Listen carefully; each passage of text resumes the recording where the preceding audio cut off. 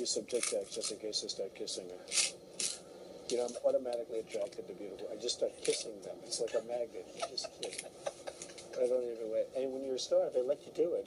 You can do anything. Whatever you want. Grab them by the pussy.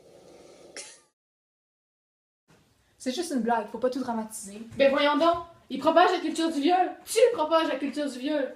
Ben oui, ça existe. T'as raison, mais c'est quoi ça?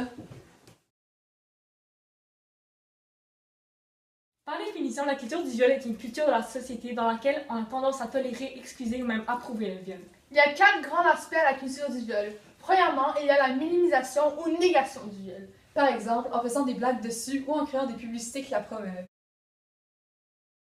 Il y a même un député espagnol, José Manuel Castelló Barganya, qui a dit « Les lois sont comme les femmes, elles sont faites pour être violées. » Ha, ha, ha. Une autre catégorie est la négation du non-consentement. Le non-consentement, c'est d'affirmer que la victime désirait secrètement le rapport sexuel ou a aimé cela.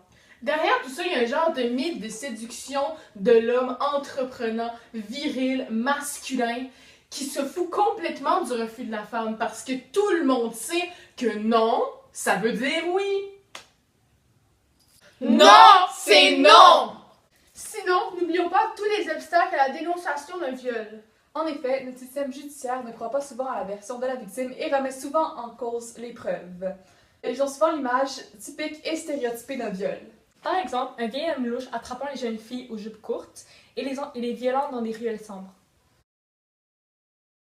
Oui, même un système juridique n'échappe pas à la culture du viol. Finalement, il y a le si populaire slut-shaming ainsi que le blâme de la victime. Mais nuancé, le blâme de la victime est la pensée que la personne méritait ou cherchait ce qui lui est arrivé. Par exemple, à cause des vêtements qu'elle portait, ce serait une justification du fait qu'elle s'est fait violer. Pour ceux qui disent slut-shaming, c'est l'action de culpabiliser et de stigmatiser la femme et de supporter l'idée qu'elle n'a pas de désir sexuel ou de plaisir. Plusieurs personnes assument que si une personne aime le sexe, elle devrait aimer se faire violer. Moi, j'aime nager, et ça veut dire que j'ai envie que quelqu'un me noie. Mais en quoi c'est discriminatoire envers la femme? Puisque la parole de la victime est remise en question, cela démontre que le corps de la femme est là pour l'homme et que la femme devrait être soumise. Dans le fond, cette culture-là propage l'idée que la femme est inférieure à l'homme. Sexisme!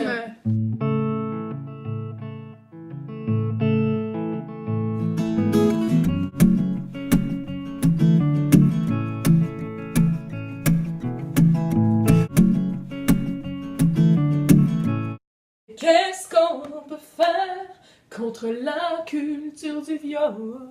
En parler, il faut éduquer les autres. Partagez cette information comme vous partagez des memes sur Facebook tous les jours. C'est nous qui propageons cette culture tous les jours en ne réagissant pas qu'on voit une injustice.